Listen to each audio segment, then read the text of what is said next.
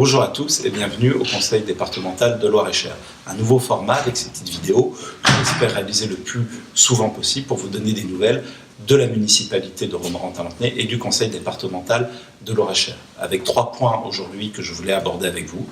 Tout d'abord, la distribution à partir de la semaine prochaine de notre feuille d'information Dialogue Ensemble, déjà le numéro 9 qui va revenir sur un certain nombre de points d'actualité municipale et départementale, mais surtout revenir sur notre séminaire de formation en Olivet que l'ensemble de votre groupe Ensemble pour Homo a suivi de manière à se préparer à la gestion municipale d'une ville d'une taille comparable à Romorantin, 18 500 habitants, plus de 30 millions d'euros de budget.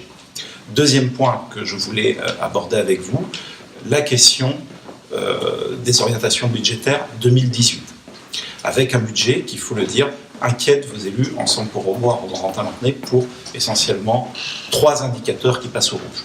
Tout d'abord, notre capacité d'investissement, d'autofinancement, qui s'effondre de 50% et qui pose un problème pour l'entretien de nos structures et infrastructures de la ville, qui nous oblige, deuxième chiffre, à recourir à l'emprunt, avec un emprunt qui passe les 11 millions d'euros pour notre ville, alors que notre capacité d'endettement total est à peu près à 16 millions d'euros, donc 70% de notre capacité d'endettement qui est atteint aujourd'hui. Et pourquoi ces deux mauvais chiffres, si je puis dire? C'est parce que tout simplement nos charges de fonctionnement à Romorantin explosent et nous oblitèrent nos marges de manœuvre budgétaires, nous obligeant effectivement à emprunter pour compenser un déficit d'investissement. Troisième et dernier point que je voulais évoquer avec vous rapidement, c'est l'actualité départementale à Romorantin pour 2018, avec de beaux projets, des investissements de votre conseil départemental sur notre territoire. Évidemment, l'usine Caillot qui sort de terre en face de Leclerc, qui va créer de l'emploi et dynamiser notre territoire.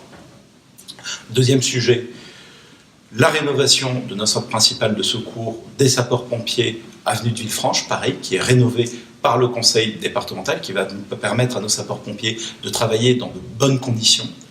Et troisième point, nous allons effectivement continuer notre politique de rénovation de nos infrastructures routières, avec récemment la route de Blois, l'avenue de Villefranche, le faubourg d'Orléans, la rue de la Roche, et nous allons bien évidemment continuer ce travail d'investissement pour nous permettre de vivre dans une ville de qualité.